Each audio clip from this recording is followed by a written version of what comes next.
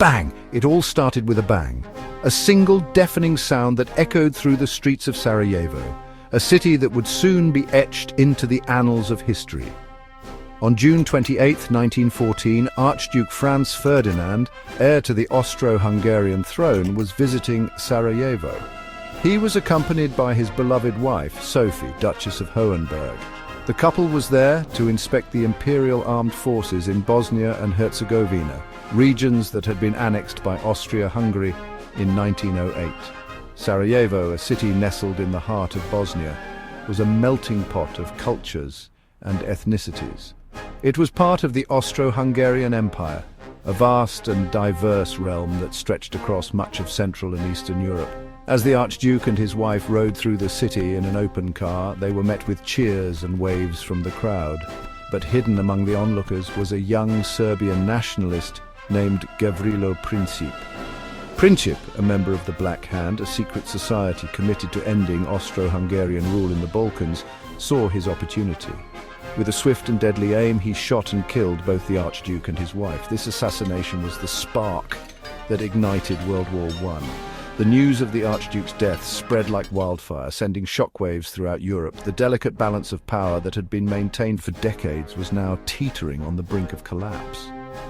Europe in 1914 was a powder keg of tension. The continent was divided into a complex web of alliances and rivalries, with countries vying for dominance and influence. The assassination of Archduke Ferdinand was the match that lit the fuse. Countries were competing for power, land and resources. The major powers of Europe, including Germany, Austria-Hungary, Russia, France and Great Britain, were locked in a struggle for supremacy. Each nation sought to expand its territory and secure its interests, often at the expense of its neighbours. Nationalism was on the rise, with different ethnic groups demanding their own countries. The Balkans, in particular, were a hotbed of nationalist fervour, with various ethnic groups seeking independence from the empires that ruled over them. The assassination of the Archduke was seen by many as a blow for freedom and self-determination. The assassination of Archduke Ferdinand pushed these tensions over the edge. The Austro-Hungarian Empire, outraged by the murder of its heir, sought to punish Serbia, whom it blamed for the attack. The wheels of war were set in motion. Austria-Hungary blamed Serbia for the assassination and declared war on July 28, 1914. This declaration of war set off a chain reaction as the complex system of alliances and treaties began to unravel. This set off a chain reaction as countries across Europe were pulled into the conflict due to their alliances. Germany, allied with Austria-Hungary, declared war on Russia, which was allied with Serbia. France, allied with Russia, was soon drawn into the fray. Germany, allied with Austria-Hungary, declared war on Russia and France. The German war machine, well prepared and eager for conflict, mobilized its forces with lightning speed. Great Britain, allied with Russia and France, then declared war on Germany. The British Empire, with its vast resources and global reach, joined the conflict, turning a regional war into a global one. Within a month, most of Europe was at war. The continent was engulfed in a conflict that would last for 4 long years and claim millions of lives. The Great War, as it would come to be known, had begun. No one knew it at the time, but this would be the start of a long and bloody conflict. The war would bring unprecedented destruction and change the course of history forever. The world would never be the same. The aftermath of the war would reshape borders, topple empires, and set the stage for future conflicts. The spark that was lit in Sarajevo on that fateful day in June 1914 would burn brightly for years to come, leaving a legacy of both tragedy and transformation. Imagine a big spider web all tangled up. Each strand represents a promise or agreement between different countries. That was Europe's system of alliances before World War I. Countries were interconnected in a complex web of treaties and agreements.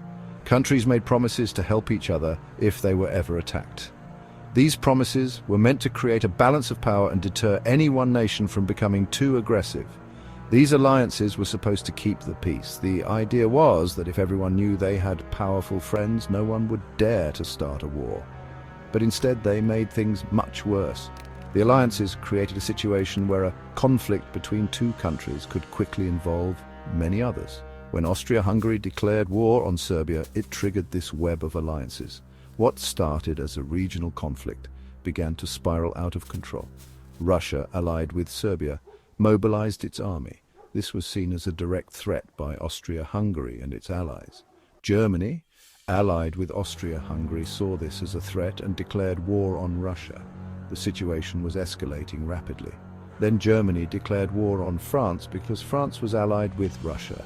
The web of alliances was pulling more and more countries into the conflict. It was a domino effect. One declaration of war led to another, and soon much of Europe was embroiled in the conflict.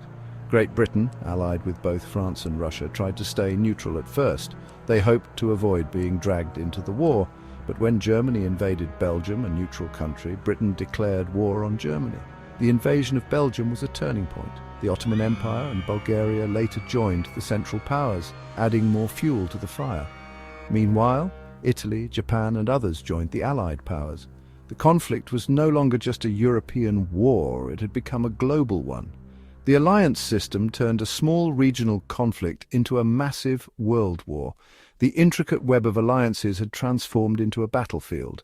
It was like a big, messy family feud where everyone was forced to pick a side. The alliances that were meant to keep the peace had instead set the stage for one of the deadliest conflicts in human history. The war quickly became a brutal and grueling conflict, with soldiers fighting in trenches and facing unimaginable hardships. Back home, families anxiously awaited news from the front lines, hoping their loved ones would return safely. The war effort also transformed economies, with factories shifting to produce weapons and supplies for the troops. Women took on new roles, working in factories and supporting the war effort in ways they never had before. When the war finally ended, the world was forever changed. Soldiers returned home to a world that had been deeply scarred by the conflict. Peace treaties were signed and efforts were made to rebuild and recover. But the legacy of the alliances and the domino effect of World War I would be felt for generations to come. The Western Front was a long line of trenches that stretched across France and Belgium. This is where the war bogged down into a stalemate. Both sides dug in, creating elaborate trench systems protected by barbed wire, machine guns and artillery. Life in the trenches was miserable. Soldiers lived in constant fear of enemy attacks, surrounded by mud, rats and the stench of death. Disease was rampant. Millions of men fought and died in these horrific conditions. The battles on the Western Front were some of the bloodiest in history. The Battle of the Marne, the First Battle of Ypres, and the Battle of Verdun were just a few of the brutal engagements that claimed countless lives. The trenches became a symbol of the war's brutality and futility. Millions of men were trapped in this nightmare, fighting for every inch of ground. The Battle of the Somme, which began on July 1st, 1916, was one of the bloodiest battles in human history. It was a clash of unprecedented scale involving millions of soldiers from the British and French armies against the German Empire. The battle was part of a larger strategy to relieve pressure on the French forces at Verdun and to weaken the German army. On that first day alone, the British army suffered over 57,000 casualties, the most in a single day. The scale of the loss was staggering, with thousands of young men either killed or wounded within hours. The medical facilities were overwhelmed, and the scenes in the field hospitals were harrowing, with doctors and nurses working tirelessly to save lives amidst the chaos. The British launched a massive artillery bombardment, hoping to destroy the German defences. For 7 days, over 1.5 million shells were fired, creating a deafening roar that could be heard for miles. The intention was to obliterate the German trenches and barbed wire, making it easier for the infantry to advance. However, the Germans were well dug in, and many survived the shelling. They had constructed deep bunkers that provided protection from the bombardment. When the shelling stopped, the German soldiers quickly emerged, ready to defend their positions. The British troops, expecting little resistance, were met with a well-prepared enemy. When the British went over the top, they were met with a hail of machine gun fire. The German machine gunners, positioned strategically, mowed down the advancing troops with deadly efficiency. The open fields became killing grounds, with soldiers falling in waves. The bravery of the men who continued to advance in the face of such firepower was remarkable, yet the cost was devastating. The battle raged for months, with both sides locked in a deadly struggle.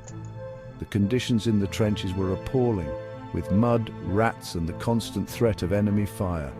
soldiers endured unimaginable hardships, from the relentless bombardments to the psychological toll of living in such a hellish environment. Despite the suffering, the fighting continued, with neither side willing to give ground. The fighting finally ended in November 1916, with over 1 million casualties on both sides and little ground gained. The landscape was left scarred and desolate, a testament to the ferocity of the conflict. The human cost was immense, with countless families mourning the loss of loved ones. The battle had achieved little in terms of strategic objectives, but it had left an indelible mark on all who experienced it. The Battle of the Somme became a symbol of the horrors of modern warfare. It epitomized the brutal reality of trench warfare and the devastating impact of industrialized combat. The lessons learned from the battle would shape military tactics and strategies for years to come, highlighting the need for better planning and coordination in future conflicts. It showed the devastating power of new weapons like machine guns and artillery. These innovations had transformed the battlefield, making traditional tactics obsolete and leading to unprecedented levels of destruction. The sheer firepower available to both sides meant that any advance was met with overwhelming force, resulting in high casualties and minimal territorial gains. It also highlighted the tragic human cost of the war. The loss of life was staggering, and the psychological scars left on the survivors were profound. The Battle of the Somme serves as a poignant reminder of the futility and horror of war, a lesson that resonates to this day.